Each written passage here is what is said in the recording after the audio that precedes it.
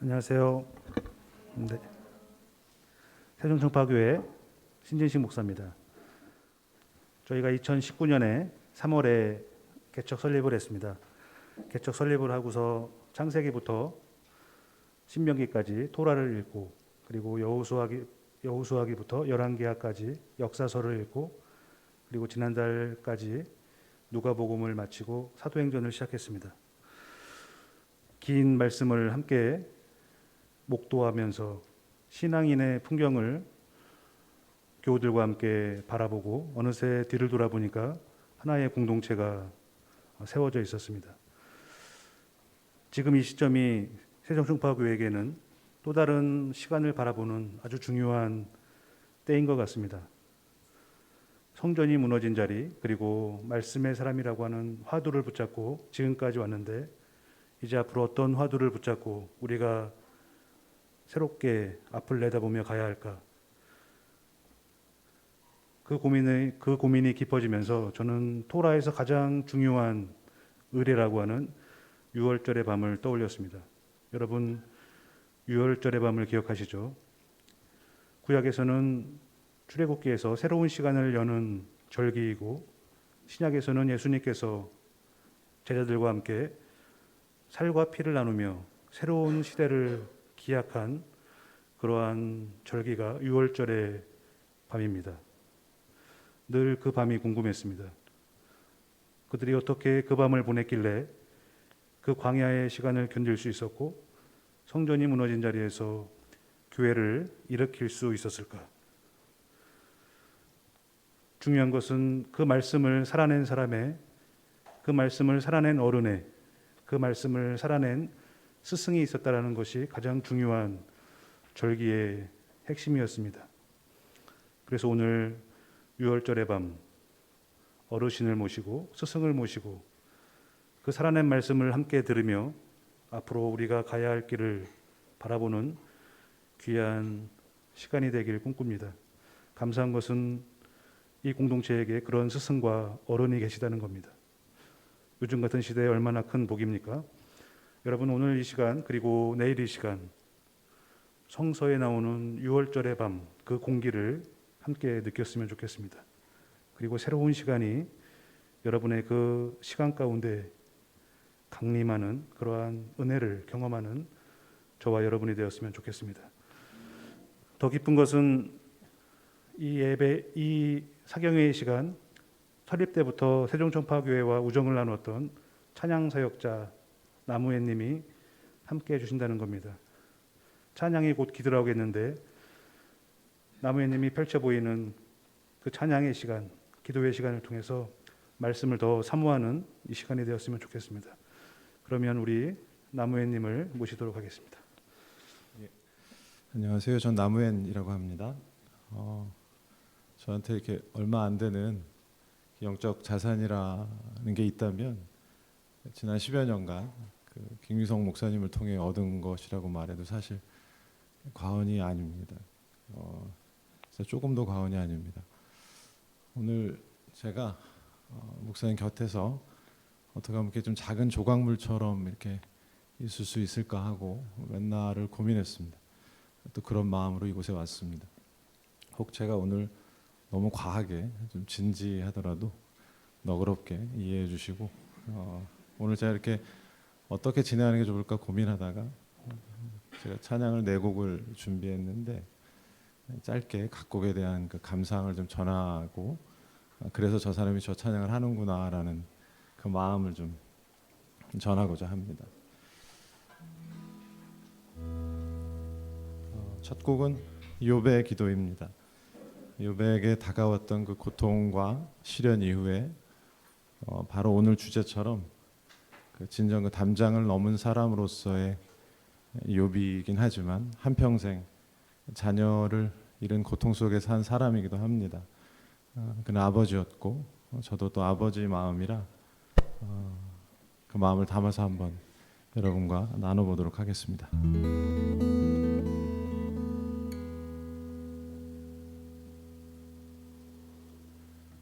내가 말하겠사오니 주여 들어주소서. 내가 주께 묻사오니 나로 알게 하소서. 주를 내 귀로 들었으나 이제 주를 봅니다. 주의 살아계심을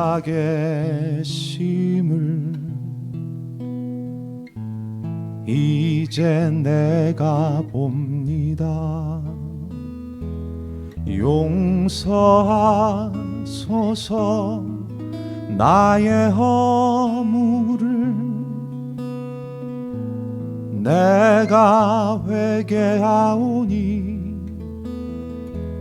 깊은 한숨 탄식으로 꿇어 엎드려 내가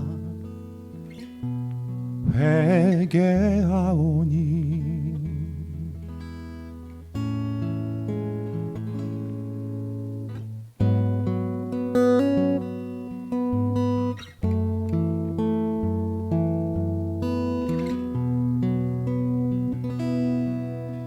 주를 내 귀로 들었으나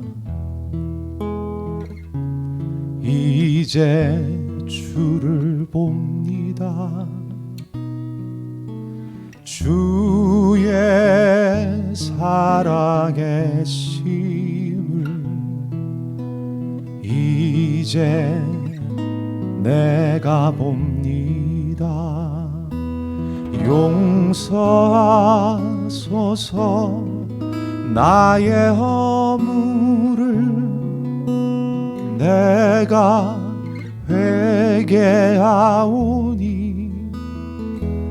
깊은 한숨 탄식으로 꿇어 엎드려 내가 회개하오니. 주를 내 귀로만 들었으나 이제 주를 봅니다.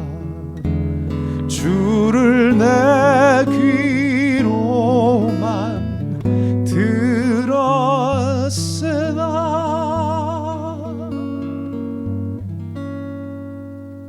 이제 내가 주를 봅니다.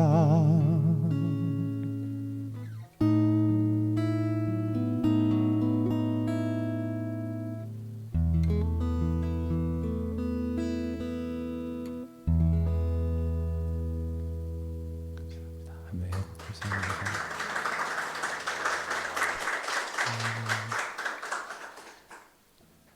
두 번째 들려드리고 싶은 곡 가운데 가사 중에 아무 눈물 없이 슬픈 헤아림도 없이라는 가사가 있습니다. 그러니까 슬픈 헤아림이 없는 곳, 다가올 시간과 어떤 특정한 장소를 두고 말한다고 할 수도 있는데 우리의 현실은 그 담장 아래 이곳에서 누군가의 슬픔을 헤아리는 사람들인가에 대한 질문을 늘 갖습니다. 그게 쉽지 않은 줄 알지만 그것 때문에 마음이 늘 무겁습니다. 무기력감도 비슷한 것일 수 있는데요. 슬픈 헤아림이 없다는 그 구절, 그 부분을 여러분 한번 함께 들어보세요.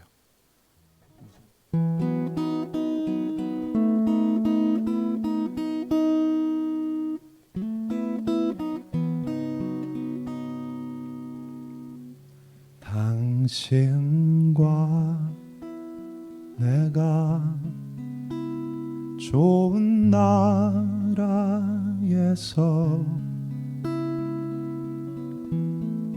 그곳에서 만난다면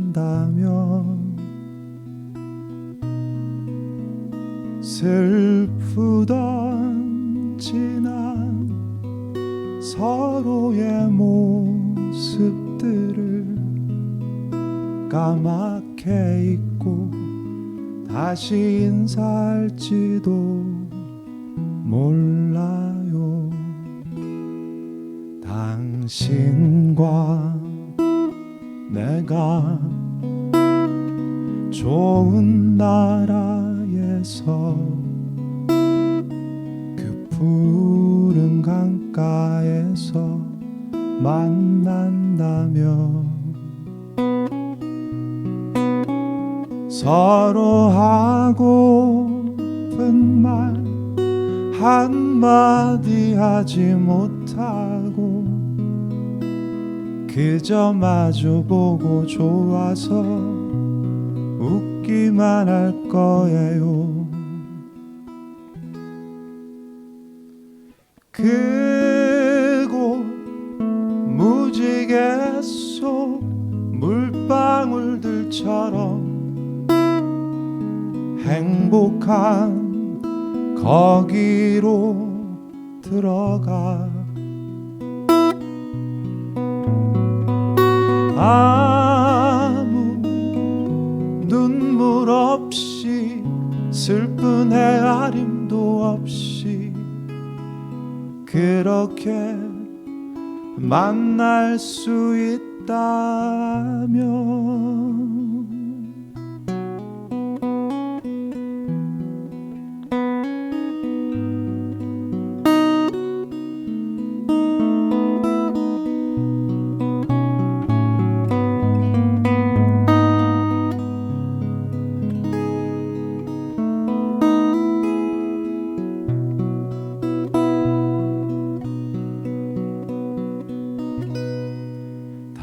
당신과 내가 좋은 나라에서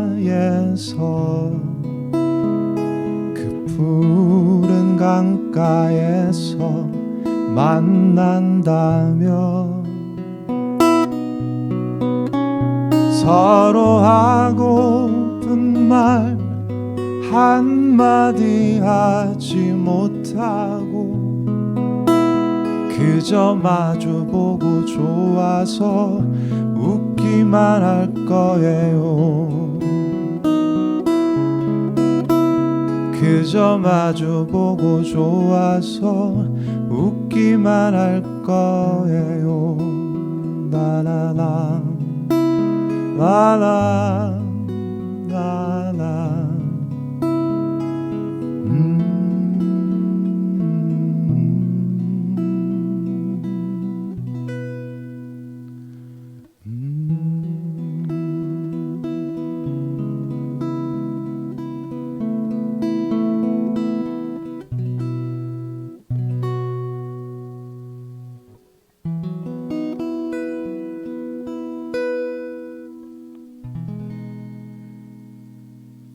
감사합니다.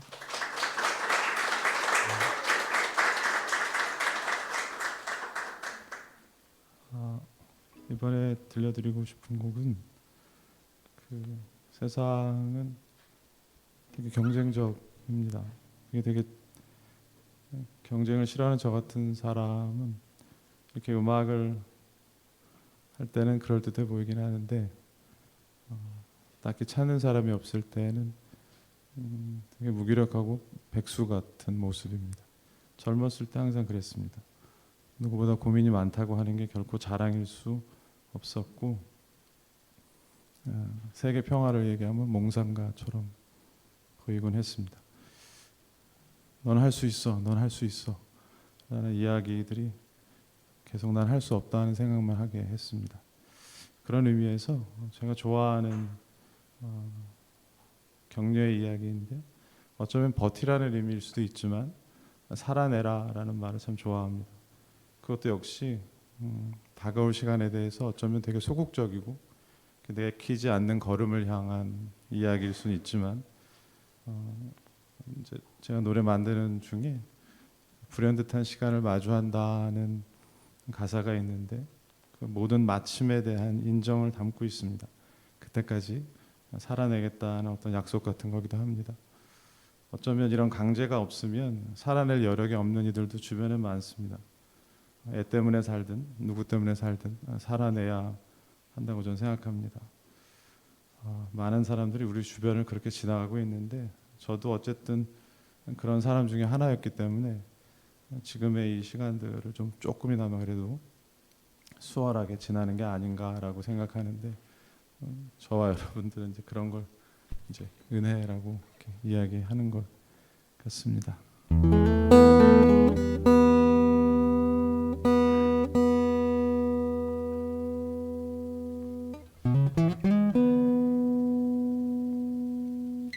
아침 해가 떠오른다. 일어나라. 새 아침이 너를 반긴다.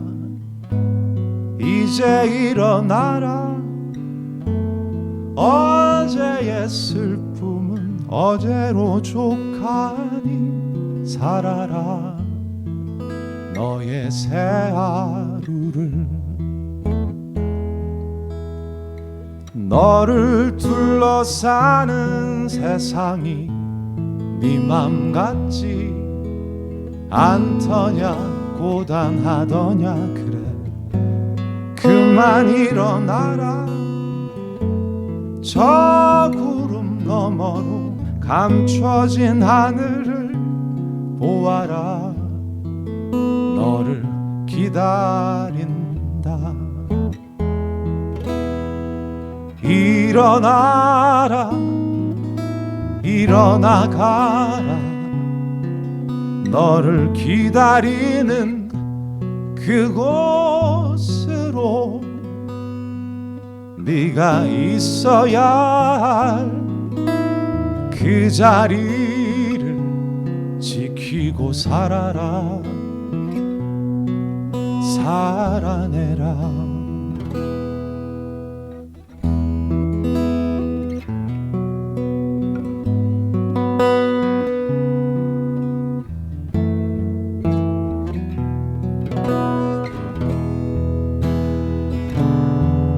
그래 일어나라.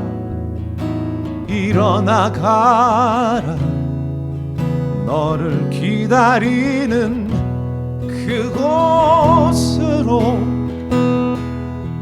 네가 있어야 할 그 자리를 지키고 살아라.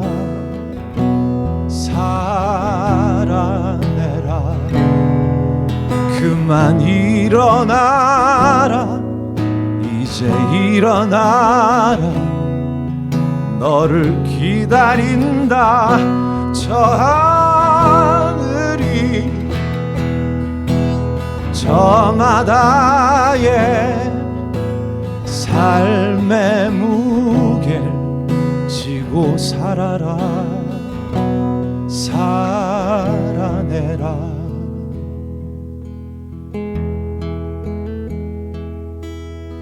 살아내고 살아내다 불현듯한 그 시간을 마주하기를 나는 소망한다.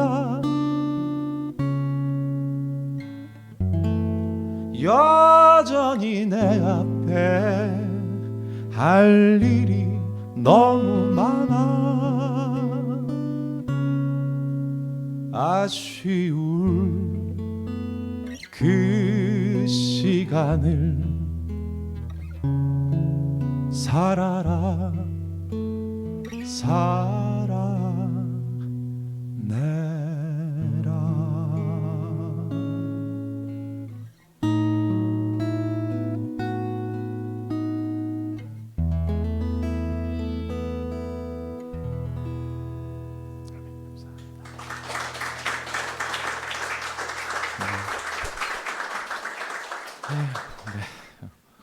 이제 한 곡 더 여러분께 들려드리려고 하는데요. 그 인터넷에 이렇게 보네퍼 목사님 검색하면 철조망에 손가락 이렇게 그 붙들고 자신을 찍는 그 카메라 렌즈를 응시하는 그 사진을 흔히 발견해서 볼 수 있습니다.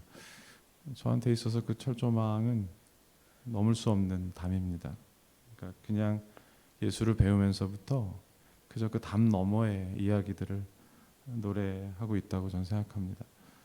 그러니까 노래를 부른다기보다는 어떤 때는 이렇게 노래를 부르는 도구로서 이렇게 불리워지는 느낌을 받을 때가 더 많습니다. 그렇게 불리워져서 울리고 또 번지듯 이렇게 담장 너머 그 밖을 노래하고 있는 거죠. 여전히 높은 담 아래에 있음을 맨날 느끼지만 노래에는 어쨌든 담장 너머의 이야기를 노래해서 마치 제가 거기에 있구나라는 생각을 할 때도 많습니다. 노래에는 어쨌든 이렇게 날개가 있는 게 아닌가, 어떤 누가 한 얘기처럼 저도 그렇게 믿어집니다. 여러분들께 이 곡을 들려드리겠습니다. 그 선한 힘에 고요히 감싸여 그 놀라운 평화를 누리며 나 그대들과 함께 걸어가네. 나 그대들과 아내를 여네. 지나간 허물 어둠의 날들이 무겁게 내 영혼 짓눌러도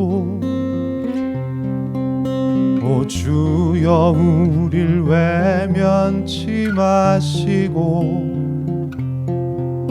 약속의 구원을 이루소서. 그 선한 힘이 우릴 감싸시니 믿음으로 일어날 일 기대하네. 주 언제나 우리와 함께 계셔. 하루 또 하루가 늘 새로워. 주께서 밝히신 작은 촛불이 어둠을 헤치고 타오르네. 그 빛에 우리 모두 하나 되어 온 누리에 비추게 하소서. 그 선한 힘이 우릴 감싸시니 믿음으로 일어날 일 기대하네. 주 언제나 우리와 함께 계셔. 하루 또 하루가 늘 새로워. 이 고요함이 깊이 번져갈 때 저 가슴 벅찬 노래 들리네. 다시 하나가 되게 이끄소서. 당신의 빛이 빛나는 이 밤 그 선한 힘이 우릴 감싸시니 믿음으로 일어날 일 기대하네. 주 언제나 우리와 함께 계셔. 하루 또 하루가 늘 새로워.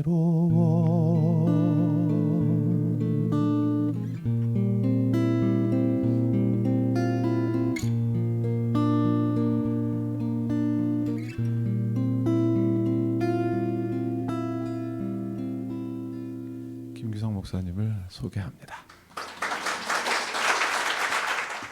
뮤지션들이 노래를 하면은 앵콜을 하는 거 아닌가요? 원래? 익숙하기 때문에 안 합니까? 앵콜?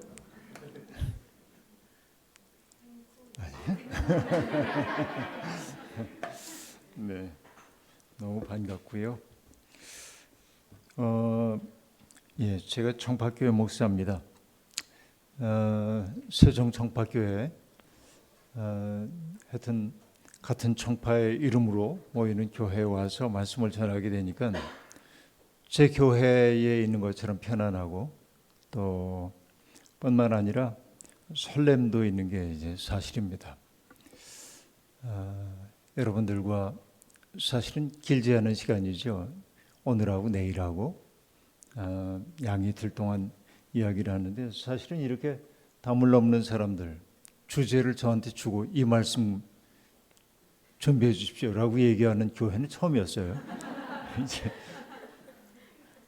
보통은 뭐 무슨 말씀이든지 전해 주십시오 그러는데 이렇게 주제를 정해 줘서 담을 넘는 사람들은 도둑들이죠. 되게 이렇게 농담으로 그런 생각을 이제 해봤습니다. 그리고 제가 스스로 생각을 해봤어요. 내가 담을 넘은 때가 언제였나 하고 생각해 보니까 제법 있어요. 언제 그랬냐면은 이제 고등학교 때 제가 축구를 했는데 우리 이제 축구부가 교문 밖으로 몰래 나가서 뭐 떡볶이도 사 먹고 그렇게 하고 수업 시간에 그러고 이제 정문으로 들어오면 걸리니까 으슥한 곳으로 가가지고 담을 넘다가 선생님들한테 걸려가지고 기합받고 그랬던 기억도 나고요. 또 제가 처음으로 그 교회를 나간 게 청년 시절에 교회를 나갔는데 여기 제 아내도 있습니다만은 교회 다닐 생각이 없었는데 매력도 없고 처음 만난 교인들이 매력도 없고 그런데 마침 그 교회가 어느 축구 대회에 참여를 하게 돼서 축구 시합을 하는데 저보고도 좀 하겠냐고 그렇게 물어봐가지고 김기석 씨 축구 잘해요? 그렇게 이제 물었어요. 총무가. 속으로는 저는 잘하다 마다 이렇게 그러나 이제 점잖은 사람이기 때문에 예, 좋아는 합니다. 이제 그렇게 했죠. 그러고는 이제 축구 연습을 아침마다 나와서 이제 연습을 하는데 저희 교회의 부목사로 있던 분이 뭐라고 얘기하냐면 김기석 씨 우리 축구 연습하는 사람들이 다 새벽 기도에 나왔다가 운동장으로 바로 오는데 김기석 씨도 새벽 기도회를 좀 나왔다 하는 게 어때요? 그래서 새벽 기도회는 마음이 전혀 없었지만 그래도 이제 축구하는 사람들하고 가까워져야 되기 때문에 교회 나간 지 일주일도 안 돼서 새벽 기도회를 제가 참여하고 이게 다 그분의 다 섭리 가운데 있었던 사건이라는 생각이 드는데요. 근데 연습하던 그 운동장을 우리 집에서 보면은 바로 그 앞에 있어요. 한 100m쯤 내려오면은 운동장이 있는데 정문까지 가려고 그러면 한참 돌아가야 돼요. 그러니까 늘 망설였습니다. 담을 넘어갈까? 그랬던 기억들이 나곤 하는데요.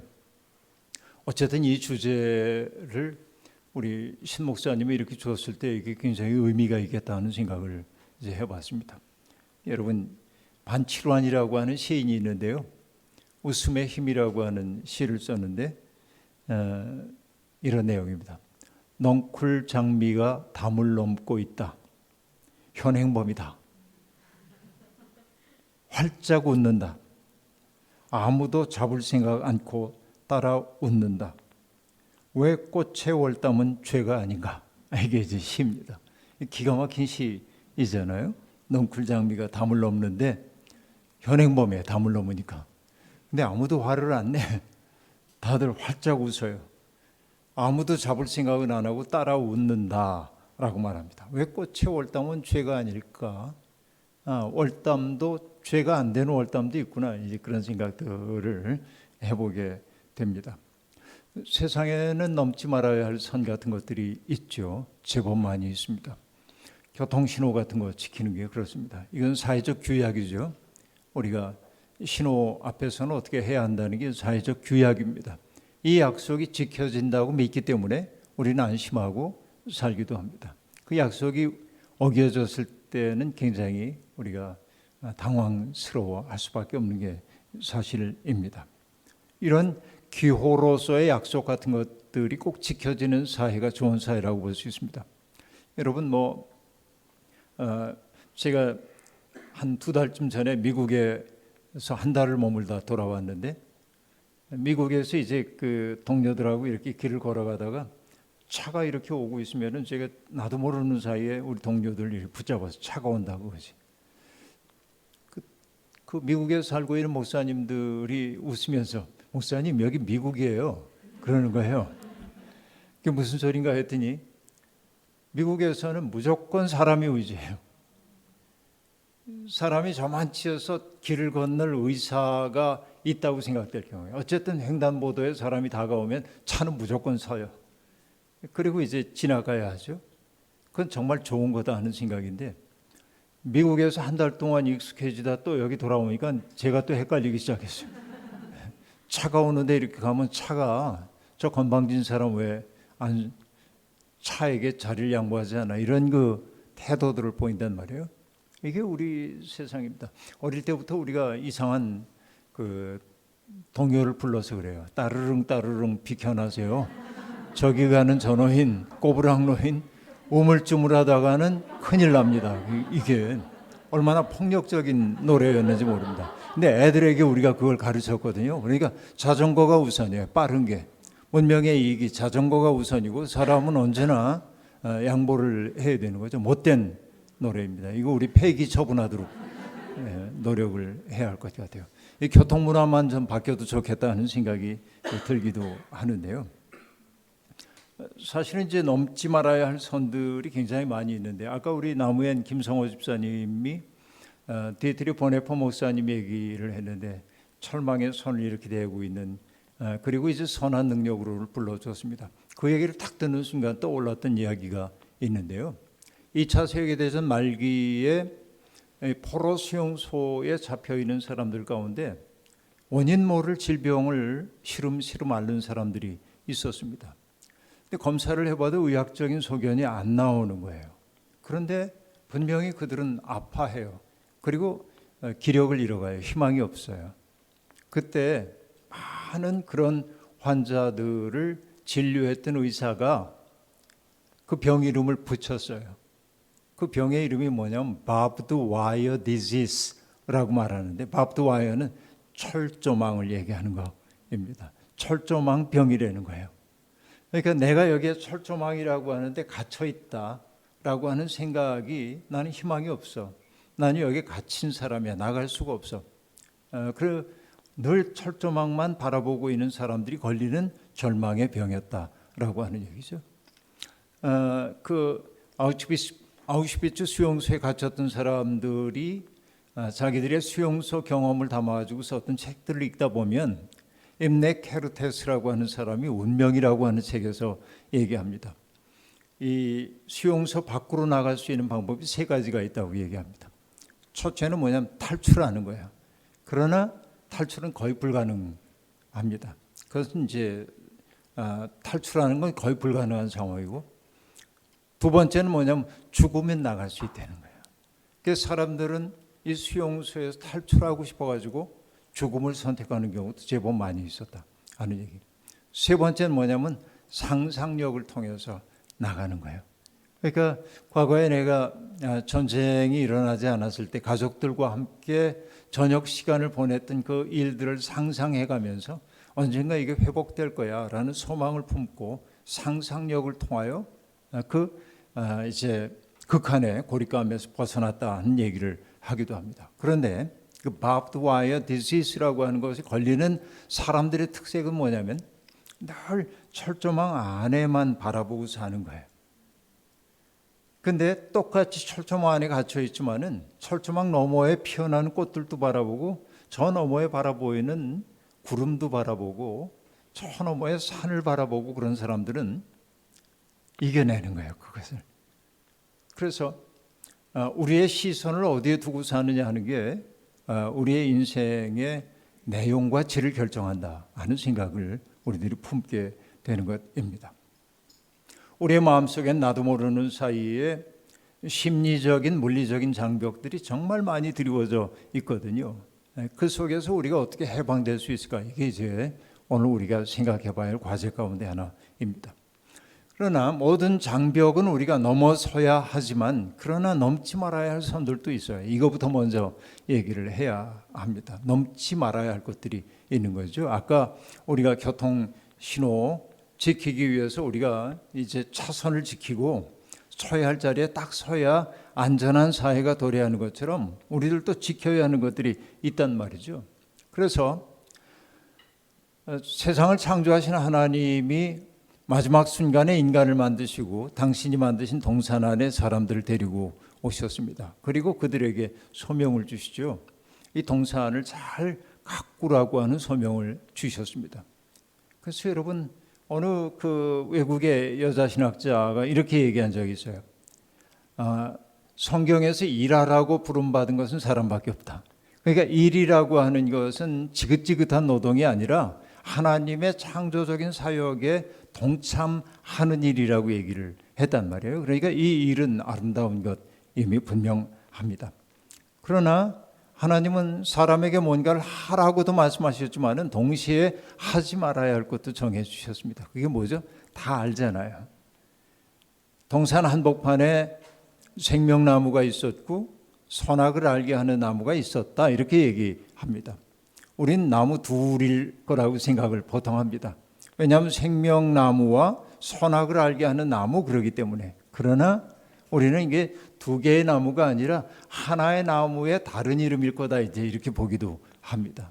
그런데 그 나무의 이름이 생명나무라고도 얘기하지만은 그러나 선악과라고 하는 그 말이 매우 흥미롭게 다가오기도 합니다. 그런데 하나님이 금지했던 것은 뭐죠? 선악과의 열매는 따먹지 말아라 라고 얘기했어요. 여러분 짓궂은 사람들은 언제나 질문을 이제 합니다. 어떤 질문이냐면 하나님 전능하시죠? 예, 전능하시죠. 하나님 전지하시죠? 예, 전지하시죠. 그러면 걸려들었다는 뜻이 얘기해요. 사람들이 선악과를 따먹을 것을 몰랐을까요? 그러면 몰랐다고 하면 전지함에 문제가 있죠. 알았다고 하면 알면서 왜 그런 걸 시켜요? 하나님의 사랑에 문제가 돼요. 여러분들 듣고 보니까 그렇죠. 논리적으로 보면 이제 그런 느낌이 있습니다. 그런데 어쨌든 선악을 알게 하는 나무 열매를 따먹지 말아라 라고 얘기를 했습니다. 이게 이제 매우 중요한 요소라고 볼 수 있어요. 그게 어떤 의미일까요? 인간에게 주어져 있는 첫 번째 계명이거든요. 긍정적 계명은 생육하고 번성하라가 첫 번째 계명이에요. 긍정적 계명은. 부정적 계명은 선악을 알게 하는 나무의 열매를 따먹지 말아라라는 게 부정적인 명령이에요. 그러니까 이 둘은 우리 인생의 두 개의 하나의 수레의 두 바퀴와 같아요. 이게 함께 가야 되는 거예요. 생육하고 번성하라. 하나님이 우리에게 주신 생명을 충실하게 살아내야 돼요. 이게 인간의 소명이에요. 그런데 그러기 위해서 해야 하는 일은 뭐냐면 하지 말라는 일을 하지 않아야 돼요. 근데 하지 말라고 하는 일이 뭐냐? 선악을 알게 하는 나무 열매를 따먹지 말아라 라고 하는 얘기입니다. 자, 어떤 의미로 여러분 이걸 받아들입니까? 옛날 얘기 하나 하면 돼요. 금방 알 수 있는 얘기입니다. 여러분 그리스 신화에 보면 프로크루테스라고 하는 괴인이 등장합니다. 테바이로 들어가는 길목에다가 여관을 지어놓고 먼 길에 지친 사람들이 테바이로 들어가기 전에 자기 여관에 머물도록 만듭니다. 그런데 이 프로크루테스는 쇠로 만든 침대 하나가 있었습니다. 그런데 그 침대 위에 사람들을 눕혀요.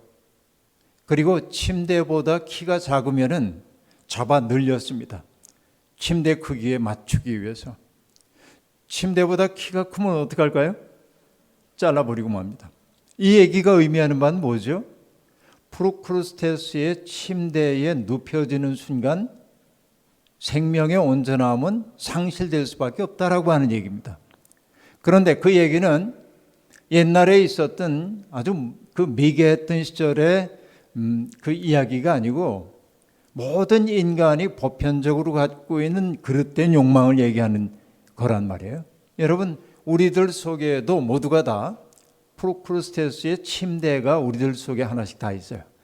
나 나름대로 어떤 사람들을 내 기준에 따라서 평가하는 버릇들이 우리에게 있습니다. 저 사람은 어때? 저 사람은 어때? 저 사람은 이래서 싫고 저 사람은 이래서 싫고 이렇게 평가들을 한단 말이에요. 바로 이게 뭐냐면 선악과를 따먹은 결과라는 거예요. 선악과를 따먹었다고 하는 말은 뭐냐면은 내가 기준이 되어 세상을 바라보려고 하는 욕망이에요. 나를 기준에 놓고 세상을 바라보려고 하는 욕망이 선악과를 따먹은 결과라고 얘기할 수 있단 말이에요. 그러니까 하나님의 금지 명령은 너 스스로가 선악의 기준이 된다고 생각하지 말아라. 그건 누구에게만 속해 있습니까? 하나님께만 속해 있는 거예요. 인간은 다만 하나님이 주신 이성의 능력을 가지고 선한 것이 무엇인지를 분별하며 살아야 할 필요는 있지만 내가 선택하여 선을 선택하긴 해야 되지만은 그러나 내가 중불나게 누군가에게 이건 선한 거야, 이건 악한 거야 이렇게 말하면서 살면 안 된다 하는 얘기입니다. 그래서 저는 그걸 뭐라고 얘기를 하냐면은 선악과를 따먹지 말라고 한 말은 너 스스로가 기준이 되려고 하는 욕망을 버려야 한다. 이게 하나님이 인간에게 요구하고 있는 가장 중요한 요소예요. 오늘날 너무나 많은 기독교인들이 다른 사람들의 삶을 평가하는 일을 너무 많이 하고 있어요. 이게 오늘의 기독교를 부끄럽게 만들고 있다고 저는 확신을 하고 있습니다. 결국 뭐냐면은 선악과를 따먹으면 어떻게 된다고 뱀이 욕을 했냐면 내가 신처럼 될 거다라고 얘기합니다. 여러분, 나도 모르는 사이에 우리가 신적 존재가 되어가지고 누군가의 삶을 평가하고 있지 않는가 돌이켜 생각해 봐야 된단 말이죠. 이거 하지 말라고 하나님이 그렇게 명령했단 말입니다. 이건 넘지 말아야 할 선이었어요. 내가 그 명령을 어기지 않을 때 내 삶은 온전하고 아름다워질 텐데 인간은 그 넘지 말아야 할 선들을 넘음으로 타락이라고 하는 결과를 갖게 되었습니다. 여러분, 넘지 말아야 할 선들은 또 하나 또 있죠. 뭐 얘기하자면 굉장히 많이 있겠습니다만은 출애굽 공동체가 시내산 앞에서 하나님과 더불어서 언약을 맺는 대목이 등장합니다. 여러분, 성경에서 언약이라고 하는 개념은 매우 중요한 개념입니다. 내가 누군가와 계약을 맺는다고 얘기할 때 계약은 어떤 것이죠?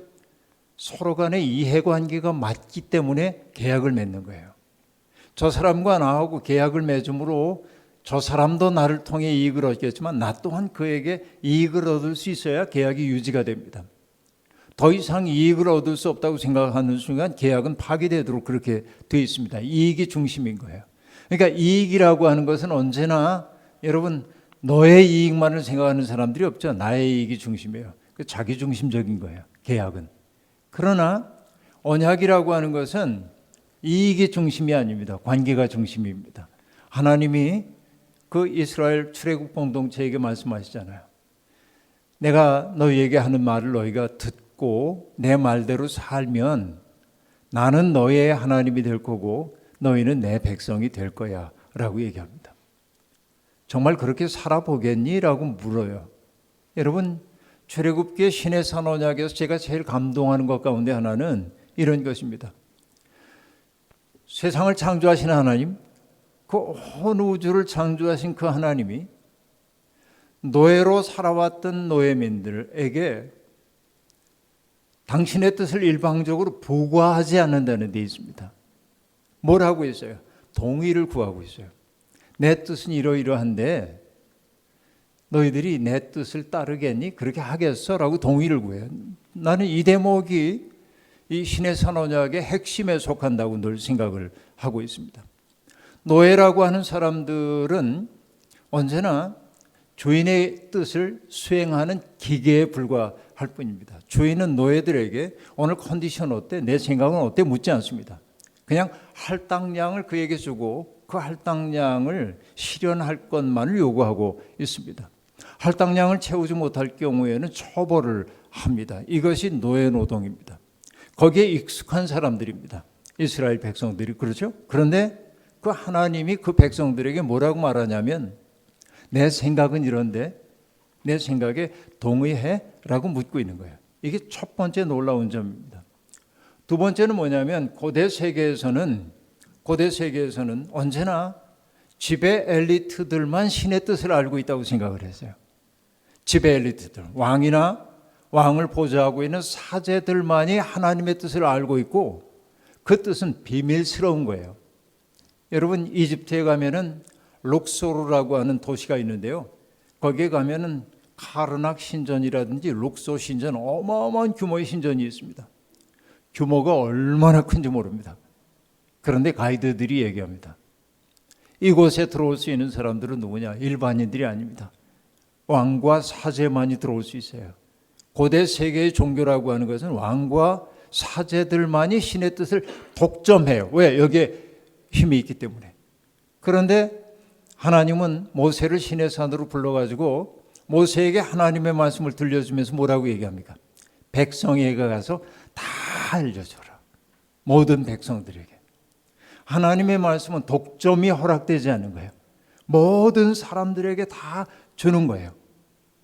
이게 첫 번째는 그들에게 동의를 구했다고 하는 것이고, 그리고 하나님의 뜻을 특별한 사람들만이 아니라 모든 사람들에게 다 전달했다라고 하는 게 두 번째 놀라운 점이라고 얘기했습니다.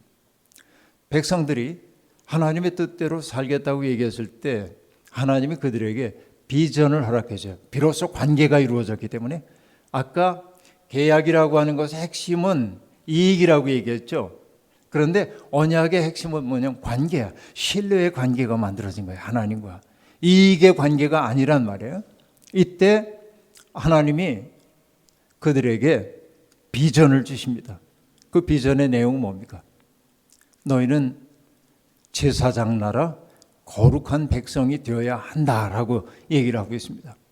언약 백성으로 산다고 하는 것은 뭐냐면 자기의 정체성의 뿌리를 과거에 두고 살아가는 게 아니라 실현해야 할 미래적 가치를 내다보며 협력하는 사람들이 언약 공동체란 말이에요. 그러니까 여러분 우리들도 모두 마찬가지입니다. 언약 공동체 속에 속한다고 하는 말의 의미는 과거에 우리가 친밀한 관계였기 때문에 우리가 공동체야 그런 얘기가 아니고 함께 바라보고 있는 목표가 있기 때문에 그 목표라고 하는 건 뭐예요? 거룩한 사람이 되는 데 있어요. 모든 사람들 앞에 하나님을 소개하기 위한 제사장 나라가 되는 거란 말이죠. 이게 하나님이 기뻐하시는 일이에요. 그런데 여러분 하나님이 이렇게 그 백성들을 언약으로 초대하면서 그러나 그 백성들이 하나님을 함부로 생각하면 안 되기 때문에 경계를 정해줍니다. 모세에게 얘기합니다. 너는 백성들에게 알려서 이 산 위로 백성들이 올라오지 못하게 경계를 정해주려는 겁니다. 일단은. 그리고 뭐라고 얘기하냐면 백성들은 목욕을 하고 옷을 깨끗하게 갈아입고 사흘째 되는 날을 기다리려는 거예요. 그러니까 여러분 우리들이 하나님 앞에 거룩 앞에 선다고 하는 것이 얼마나 두렵고 떨리는 일인지를 백성들이 알아야 돼요. 자, 조심할 게 뭐냐면 하나님은 모든 백성들에게 당신의 뜻을 보편적으로 알려주기를 원하시지만은 그렇다고 해서 하나님이 누구나 와라 그러고선 다 개방하고 누구나 와 뭐 별거 있어 다 똑같이 뭐 이렇게 안 한다 그 얘기야. 뭐 때문에 그럴까요? 하나님이라고 하는 그 절대 세계 앞에서 인간들이 경외감을 잃는 순간 세상이 시장바닥이 될 것임을 너무나 잘 알아요. 하나님이. 이게 중요한 거예요. 그래서 경계를 딱 만들어주고 있는 것을 알 수 있는 것입니다. 여러분 경계선이 없는 세상은 정말 슬픈 세상입니다. 1970년대 또 80년대 초반에 민주화 운동을 하던 사람들이 경찰에게 쫓기고 그러다가 피난처로 찾아 들어갔던 곳이 어디냐면 명동성당입니다. 명동성당 안에 일단 들어가면은 경찰들은 더 이상 성당 경내로 들어오지 않았어요. 거기에 자기들이 찾는 사람들이 있는 것을 알지만 들어오지 않았습니다. 왜? 그곳이 거룩한 공간이라고 서로 인정했기 때문이에요. 독재 정권 시절에도 이런 일은 일어났습니다. 그러니까 나는 이게 인간들이 만들어낸 지혜라고 생각합니다. 공간적으로 보자고 한다면 거기 들어간다고 무슨 일 벌어지겠어요? 그러나 마음속에 우리들이 하나의 경계를 만들어 놓고 여기는 거룩한 공간, 여기는 속된 공간, 그런 거예요. 마치 여러분 우리가 좋은 명산에 있는 절에 가다 보면은 처음에 일주문이라는 게 나오잖아요. 일주문. 여기서부터 사찰의 경례입니다 라고 하는 걸 보여주죠. 예수 믿는 사람들은 그냥 들어가잖아요. 경치 좋네요. 그리고 들어가잖아요. 근데 불교 신자들은 거기 일주문에 들어갈 때 여러분 어떻게 하는지 아세요? 합장도 할 뿐만 아니라 옷 매무새를 단정하게 다 하고 가. 왜? 자기가 구별된 공간 안에 들어오고 있다는 사실을 인식하기 때문에 그런 거란 말이죠. 여러분 성당에 들어가는 사람들도 보셨죠? 마리아상 앞에서 십자가 성호를 걷고 기도하고 가잖아요. 그게 잘하고 못하고 얘기하는 게 아니에요. 그들에게는 어떤 공간에 대한 그런 지각이 있었다라는 얘기입니다. 여러분 예배당에 들어올 때는 어때요? 휘적휘적하고 그런 거 아닌가 생각해 보는 거예요. 여러분 넘지 말아야 할 선이라는 건 또 있습니다. 사무엘하 6장에 보면은 다윗 임금이 이제 정말 그 왕으로서 권력의 기반을 든든하게 이제 만들어 놓고 나서는 다윗이 생각을 해요. 내가 지금 이제는 그 권력의 기반을 확고하게 닦았지만은 한 가지가 부족하다고 느낍니다. 그게 뭐냐?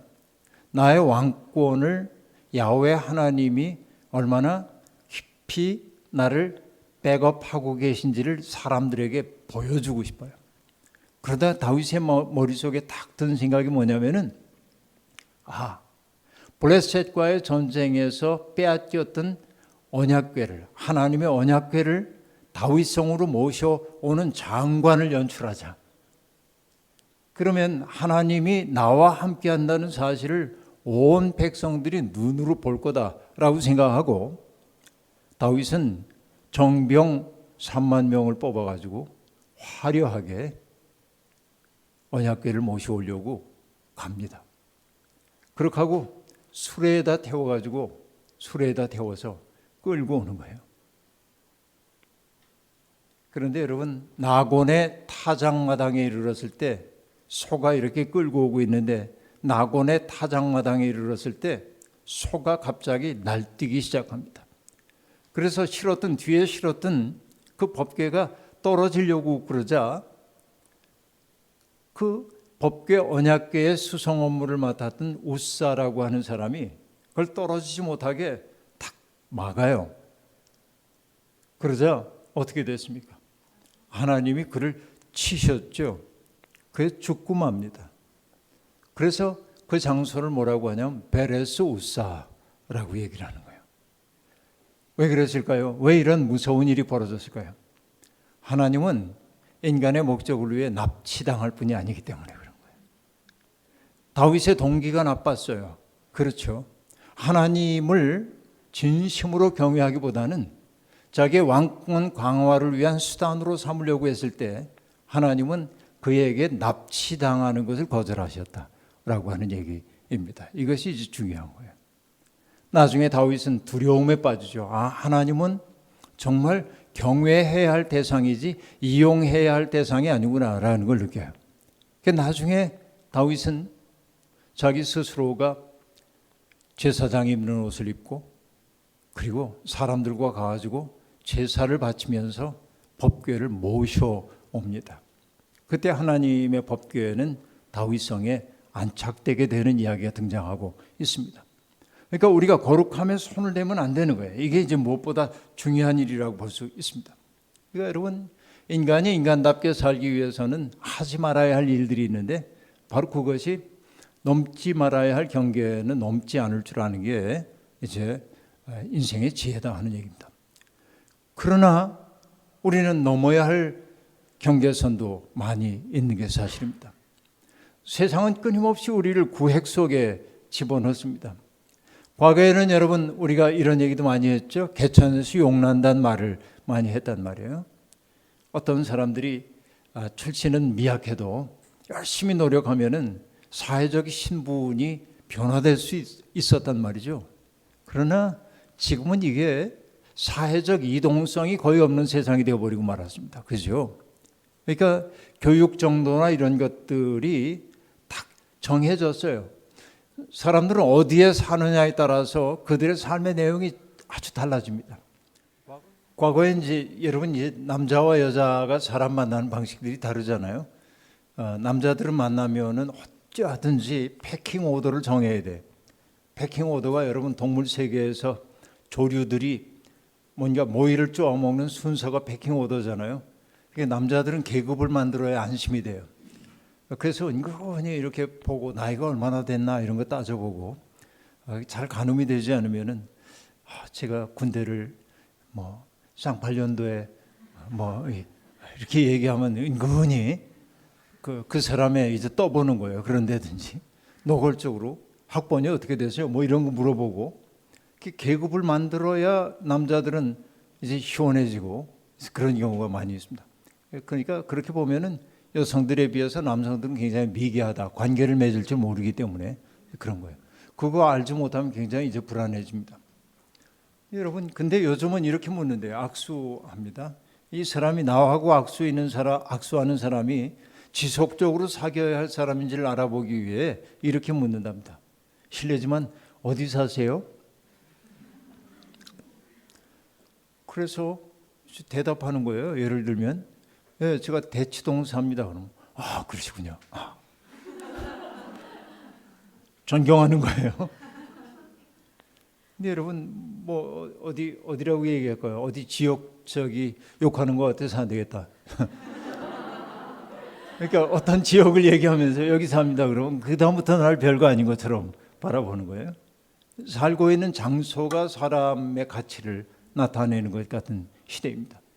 그러니까 어떻게 하든지 그쪽 세계에 속해보고 싶은 거예요. 그러나 여러분 그 세계는 우리의 틈입을 별로 허용하지 않은 것이죠. 이게 참 더러운 세상이 되어버리고 말았다고 얘기할 수 있겠습니다.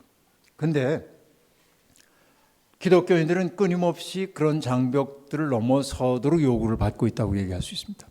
오늘 읽지는 않았지만 여러분 잘 아는 대목입니다만은 창세기 12장에 보면은 하나님이 아브라함을 부르실 때 뭐라고 얘기하냐면 너의 본토 친척 아버지 집을 떠나라는 거잖아요. 본토 친척 아버지 집을 떠나는 것은 유목민인 아브라함에게 그렇게 큰 어려움이 아닐지도 모릅니다. 왜? 온갖 양떼를 몰고 여기저기 다니는 게 그의 삶이었는지도 모르겠습니다. 그러나 그런 삶임에도 불구하고 본토 친척 아버지 집을 떠난다고 하는 말은 한마디로 얘기하면 어떤 의미일까요, 여러분? 본토 친척 아버지 집을 떠난다는 말의 의미는 뭘까요? 한마디로 취약해져라라고 하는 얘기입니다. 울타리가 없는 삶 속에 들어가라 그래요. 너를 보호해 줄 수 있는 아무것도 없는 위험 속으로 들어가라라고 하는 얘기입니다. 그러니까 여러분 믿음의 조상이라고 하는 아브라함에게 하나님이 첫 번째로 하셨던 말씀이 뭐냐? 취약해져라야 떠나라고 하는 얘기는. 그러니까 내가 어쨌든 나는 보잘것없는 존재인지 모르지만은 그러나 익숙한 장소 속에 있으면은 그 익숙한 장소가 내게 주는 편안함 같은 것들이 있단 말이죠. 근데 여러분 우리가 낯선 곳에 가면 쭈뼛쭈뼛 하잖아요. 어딜 가든지. 내가 예를 들면 전혀 알지 못하는 어떤 나라에 갔어요. 거기서 여러분 활개치고 다닐 수 있어요? 처음부터? 아니죠. 여러분 제가 프랑스에 이렇게 가지고 돌아다닐 때 보면 정말 그 프랑스 드골 공항에 내렸어요. 공항에 내리고 숙소까지 드골이 아니구나. 저기 리옹에 갔을 때 얘기네. 리옹으로 이렇게 갔는데 공항에 숙소까지 가야 하는데 이 교통편을 어떻게 해야 되는지 알 수가 없어. 그래서 거기에서 이제 뭐 트램 같은 걸 타려고 이러고 있는데 어떤 사람이 쓱 다가오는 거예요. 그랬더니 어디 가냐고. 그래서 리옹역 있는 데 간다고. 그러니까 저기 차를 타래.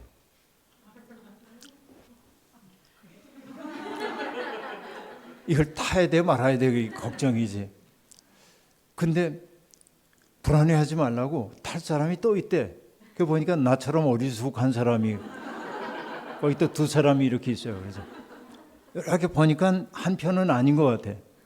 그 여차하면은 이 사람하고 협력해가지고 여기 제압할 수 있겠지. 그래가지고 이제 탔는데 건들건들해요, 기사가. 근데 트램을 타고 가는 비용보다 약간 저렴해, 그 사람이 내리는 게. 근데 가는 내내 불안해요. 나를 어디 으슥한 데로 끌고 가는 거 아닐까, 온갖 불안함이 떠오릅니다. 이게 약간 히피 같은 사람인데 어쨌든 아르바이트 하는 거 맞았어요. 내가 가야 하는 곳을 정확히 내려줬어요.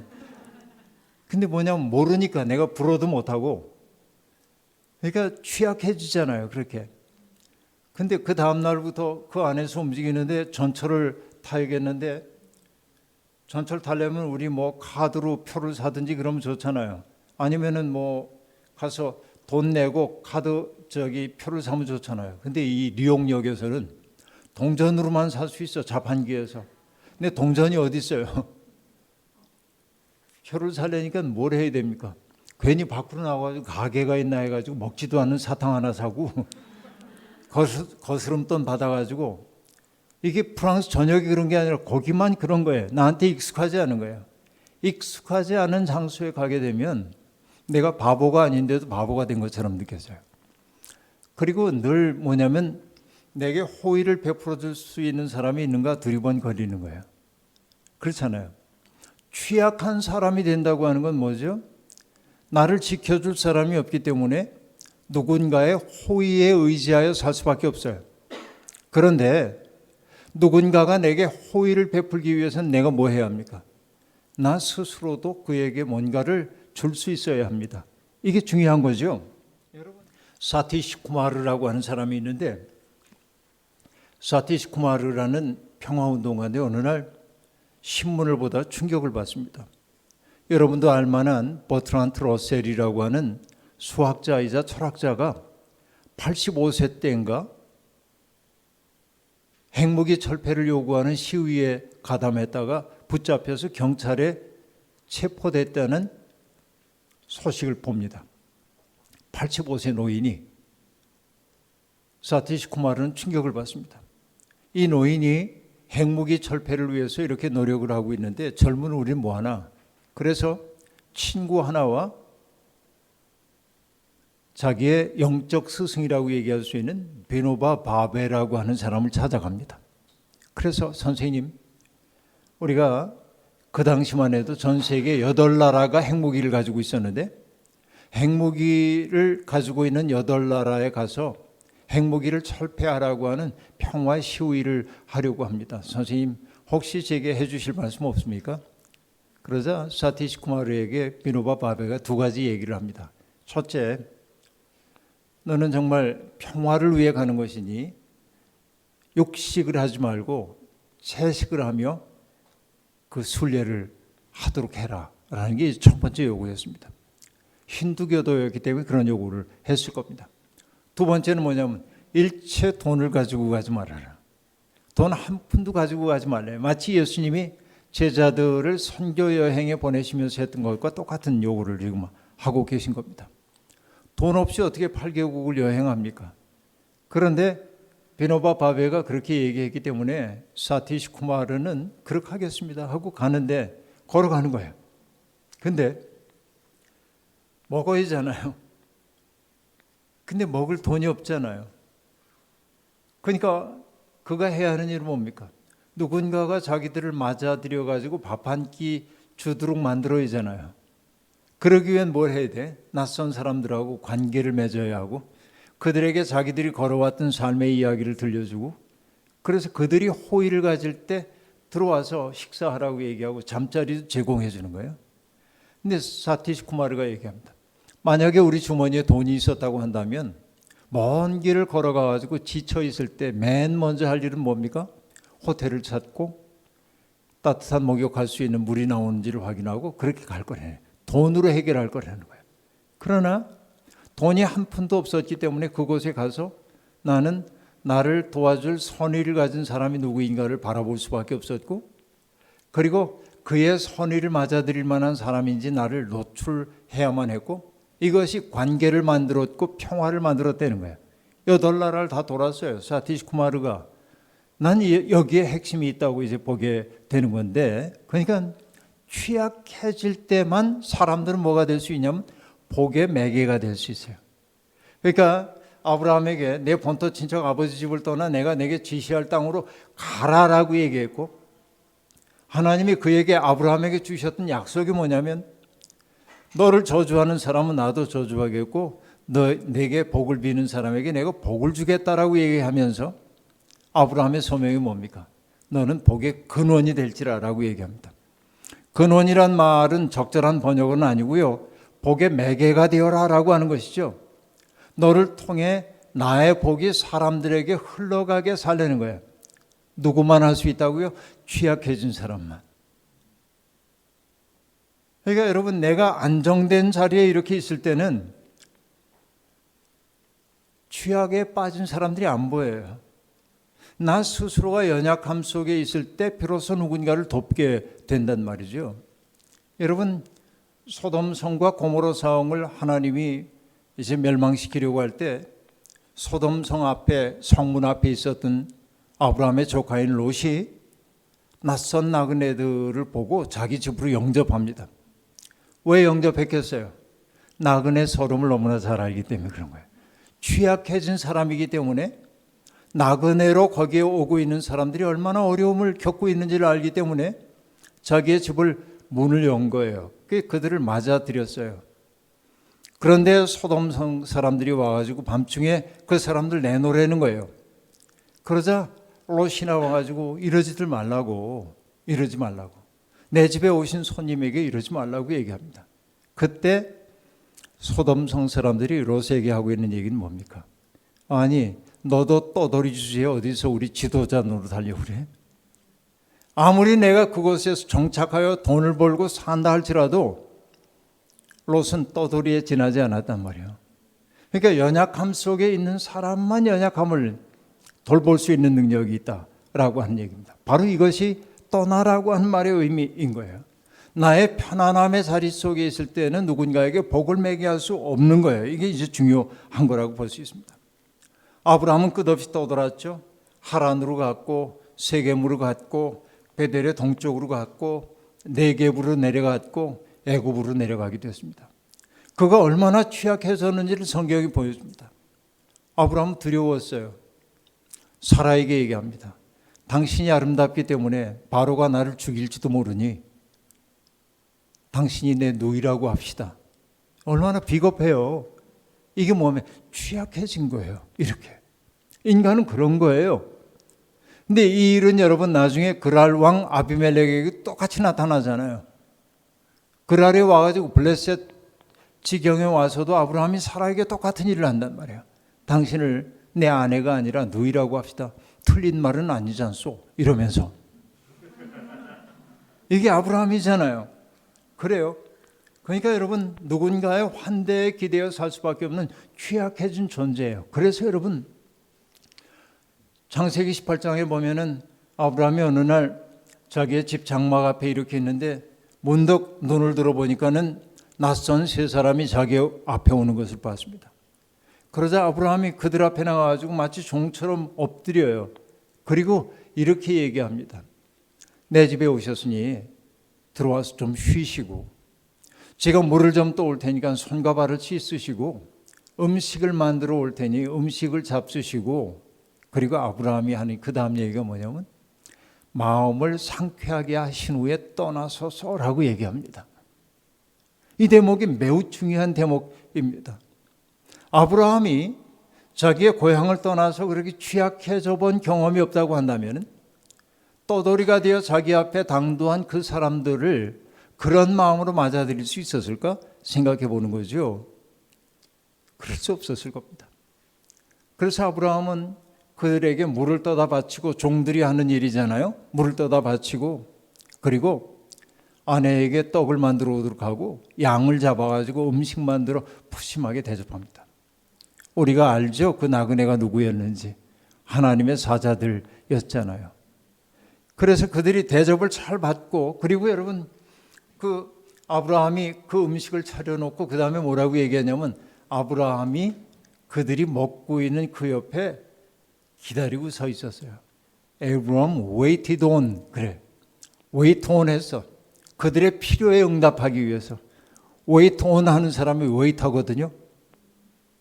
믿음의 조상인 아브라함이 그 취약해진 사람들이 평안하게 환대받음을 느낄 수 있도록 만들기 위해서 그 옆에서 웨이터처럼 기다리고 있어. 아브라함의 목적은 뭡니까? 그들이 마음을 상쾌하게 한 다음에 길을 떠나도록 하고 싶은 거예요. 이게 복의 매개가 되고 있음을 우리가 알 수 있다라고 하는 얘기입니다. 여러분, 우리가 믿음으로 산다고 하는 건 그런 이야기인 거죠. 그래서 그 나그네들은 마음이 상쾌해져 떠나가다가 문득 이렇게 얘기합니다. 우리가 하려는 일을 아브라함에게 줘서 숨기겠는가? 라고 얘기해요. 그리고 아브라함에게 비밀을 얘기하죠. 사실 우리는 지금 소돔을 향해 가고 있고 소돔에서 들려오는 그 끔찍한 소문이 사실인지를 보고 멸망시키려고 한다는 거예요. 그때 아브라함이 했던 얘기가 무엇입니까? 하나님, 그 하나님의 사자에게 얘기하죠. 그래요. 그 더러운 세상은 망하는 게 마땅하죠. 나만 아니면 되니까. 이런 얘기 아니잖아요. 아브라함이 두려움을 무릅쓰고 얘기합니다. 의로운 사람을 악인과 함께 죽게 하는 게 하나님의 의로움에 합당합니까? 소돔 성에 만약 의인 50이 있다면 어찌하시렵니까? 그 50일 인하여 멸망시키지 않겠다. 깎기 시작합니다. 40명이면요. 40명을 인하여 멸망시키지 않겠다. 마지막으로는 10명까지 내려갑니다. 소돔 성에 10명이 있으면 10명은 여러분 왜 더 내려가지 않았나 하지만은 유대인들의 말하는 최소 단위입니다. 10명만 있어도 나는 소돔 성을 멸망시키지 않겠다라고 얘기합니다. 여러분 이게 뭐예요? 소돔 성에 있는 사람들이 죄 속에 있을지라도 아브라함이 하고 있는 일은 뭐죠? 하나님이 하시는 일 지당합니다라고 손을 모으는 게 아니라 뭐예요? 그들을 막아내고 싶은 거예요. 멸망을 당하는 그들을 지키고 싶은 거예요. 팔을 뻗어가지고. 그렇죠. 그 거룩하신 하나님의 뜻 앞에서, 하나님 뜻 앞에서 그 하나님 앞을 가로막고 이렇게 하는 거예요. 이게 중요한 일입니다. 근데 여러분, 제가 나중에 공부를 하다 보니까요, 이런 얘기가 나옵니다. 아브라함 못지않게 믿음 좋았던 사람이 있었죠. 노아입니다. 노아는 의로운 사람이라고 칭함을 받았습니다. 모든 사람들이 죄악 속에 빠져 있을 때 노아는 아주 의로운 사람이었다고 얘기합니다. 하나님에게 순종합니다. 좀 멀쩡한 날 방주를 만들려고 그러니까 노아는 방주를 만들잖아요. 비가 내리지 않는데도 방주를 예비했단 말이에요. 정결한 짐승과 부정한 짐승을 가지고 방주 안으로 들어가라고 그러니까 전부 다 들이잖아요. 사람들이 비웃었을 겁니다. 저 노아 영감 뭐 하는 거야? 그러나 그 말 아랑곳하지 않고 드린 거예요. 하나님이 방주문 닫으셨어요. 그리고는 비가 내려가지고 다 멸망당하게 되었습니다. 성경은 얘기합니다. 홍수가 끝나고 노아가 방주문을 열고 밖으로 나와서 하나님 앞에 제사를 바쳤다. 얼마나 경건합니까? 순종의 챔피언이잖아요. 근데 여러분, 우리 신진신 목사님도 아주 즐겨 인용하는 조나선 섹스라고 하는 분의 창세기에 보면 어떤 말이 나오냐면 그가 이렇게 질문합니다. 하나님은 왜 그렇게 믿음 좋은 노아가 아니라 아브라함을 통해서 구원의 역사를 이루셨을까? 그렇죠. 믿음의 조상은 노아가 아니라 아브라함이잖아요. 그러니까 노아가 순종의 챔피언입니다. 아브라함도 순종의 챔피언입니다. 떠나라 하면 떠나요. 아들 바치라 하면 바쳐요. 순종의 챔피언이에요. 그러나 아브라함에게는 있고 노아에게는 없는 게 하나 있었어요. 그게 뭘까요, 여러분? 조나선 섹슨 얘기합니다. responsibility, 책임성. 노아는 하나님이 세상에 죄악이 관영한 것을 보고 홍수로 인간을 멸절시키겠다고 얘기할 때 하나님 앞에 그러면 안 됩니다. 기회를 주십시오. 안 그래요. 그렇죠. 그냥 하나님의 뜻이 그러니까 저는 수용합니다. 그리고 하나님에게 순종하여 방주 만듭니다. 이렇게 갔어요. 좋은 신앙인이죠. 그런데 하나님이 바라는 것은 그런 신앙인이 아니에요. 뭐 하는 거예요? 이웃을 위해 중보할 줄 아는 거예요. 책임지는 거예요. 하나님의 뜻을 가로막고, 하나님 그러면 안 됩니다. 의로운 사람들이 있는데 무고하게 죽으면 안 되잖아요. 이렇게 얘기한단 말이에요. 그러니까 그 조나선 섹스가 얘기합니다. Obedience is not enough. 순종만으로는 부족하다. 그것만으로는 충분하지 않아 라고 얘기합니다. 바로 이것이죠. 그러니까 아브라함은 때때로 자기의 백성들을 중재하기 위해서 하나님의 거룩하심 앞에 무릎을 꿇을 줄 아는 사람이었어요. 하나님에게 노라고 얘기할 줄도 아는 사람이었단 말이죠. 이게 경계선을 넘어서는 것이라고도 볼 수 있겠습니다. 자, 경계선을 넘는 이 얘기를 이제 하고 있는 건데, 이스라엘 역사에서 가장 고통스러웠던 시간이 어떤 경험인지 여러분 혹시 아십니까? 바벨론에 의해서 예루살렘이 멸망당하고 성전이 파괴되는 경험을 했던 경험입니다. 왜냐하면 그들은 하나님의 백성이 된 이후에 확고하게 믿었던 것이 뭐냐면 하나님이 우리와 함께 계시기 때문에 시온은 안전하다. 고대 세계의 전쟁이라고 하는 것은 신들의 싸움이라고 여겼기 때문에 야훼 하나님을 믿는 우리가 패배한다는 것은 우리의 패배가 아니라 야훼 하나님의 패배인 거예요. 그런데 마르뚝이라고 하는 바벨론의 최고 신이 야훼를 이긴 것 같아요. 전쟁에서 패배했기 때문에. 설명이 안 됩니다. 하나님은 무력한 거야? 하나님은 무기력한 거야? 혼돈에 빠졌어요. 나라를 잃은 슬픔도 있지만은 정신이 무너졌어요. 자기들을 지탱해주고 있었던 정신이 무너져버리고 만 것입니다. 그때 일단의 신학자들이 등장해가지고 하나님이 무능한 것이 아니라고 얘기하기 시작했어요. 해석이 필요합니다. 어떤 해석이?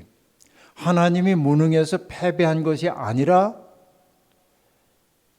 이스라엘 백성들이 하나님과의 언약을 지키지 않았기 때문에 하나님이 그들을 징계하신 것이고 징계의 도구로 바벨론을 삼으셨을 뿐이다. 그리고 결국은 뭐냐면은 징계의 도구인 바벨론조차도 자기의 본수를 알지 못하고 휴브리스, 교만함에 빠지기 때문에 결국은 망할 수밖에 없다라고 하는 신학을 전개하기 시작합니다.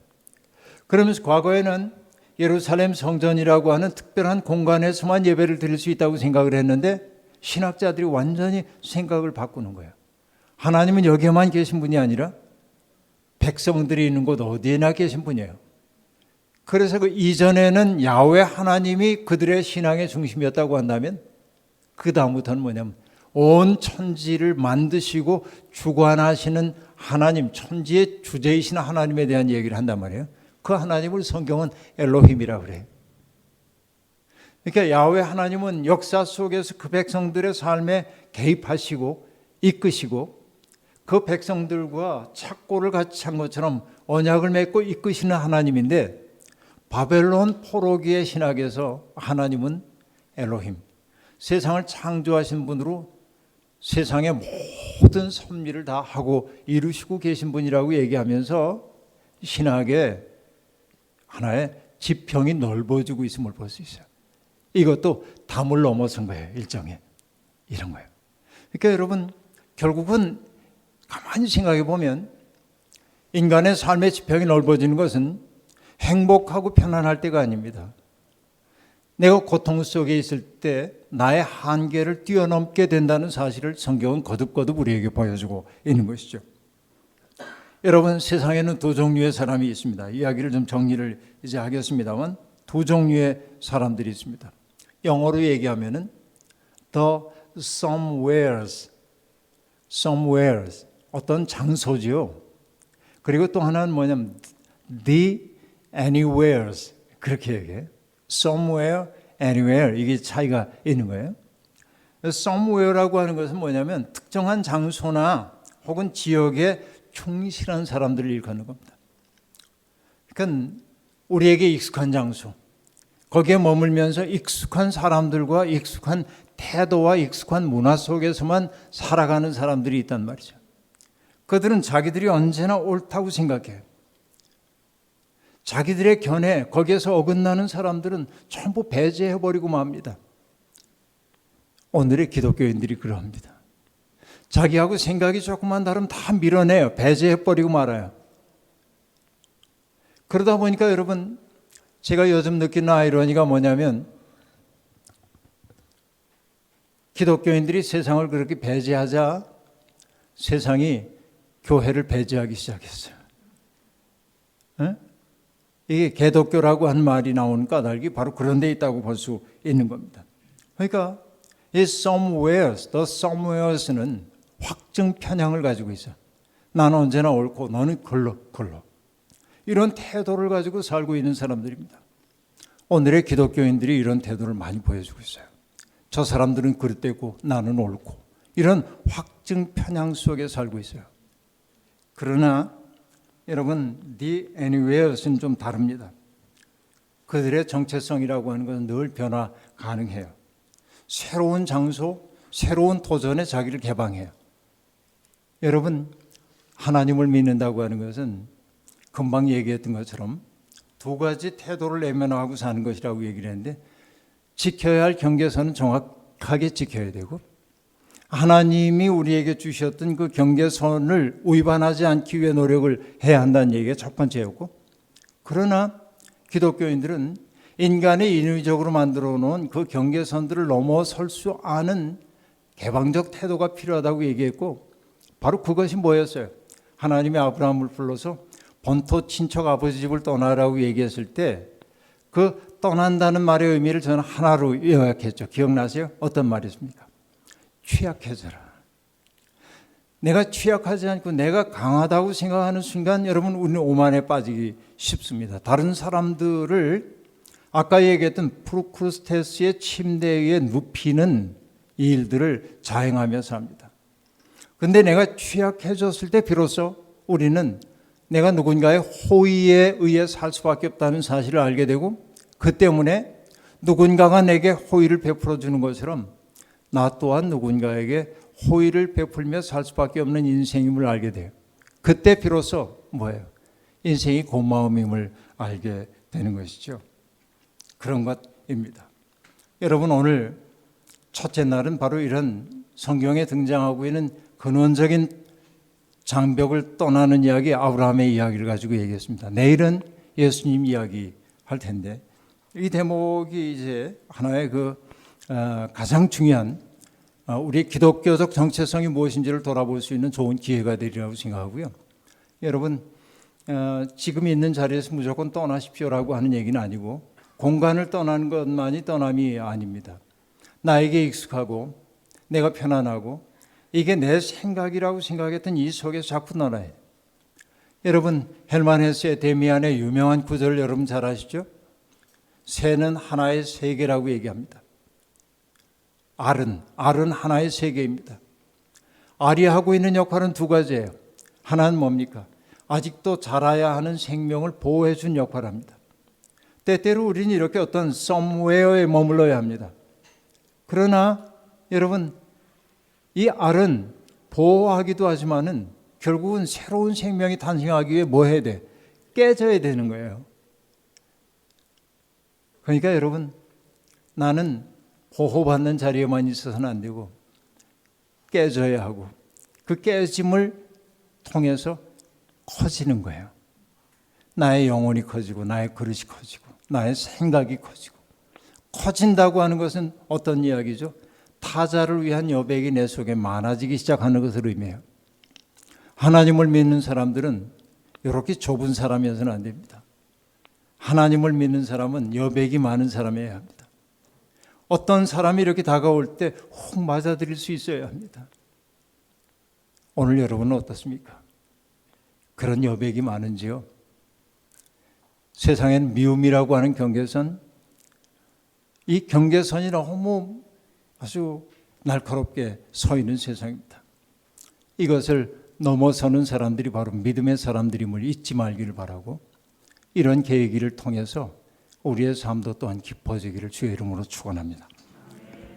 자비로우신 하나님, 오늘 우리에게 주신 이 귀한 말씀을 마음에 새기고 살겠습니다. 넘지 말아야 할 경계선도 있지만은 반드시 넘어야 하는 경계선도 있음을 우리들이 깨달았습니다. 익숙한 세계에만 머무는 한 우리의 영혼은 조불아함을 면할 수가 없습니다. 자아를 중심으로 살아가는 사람들은 타자들에게 가시와 같은 역할을 할 수밖에 없습니다. 하나님은 우리에게 마음 넓은 사람이 되라고, 다른 사람들에게 여백을 허락할 줄 아는 사람이 되라고 말씀해 주십니다.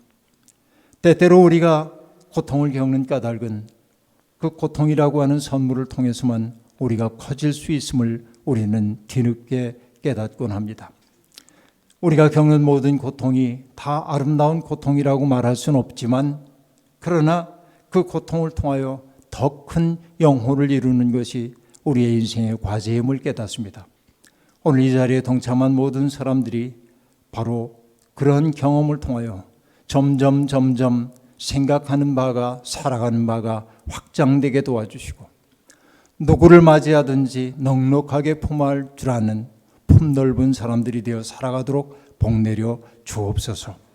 예수님의 이름으로 기도하옵나이다. 아멘.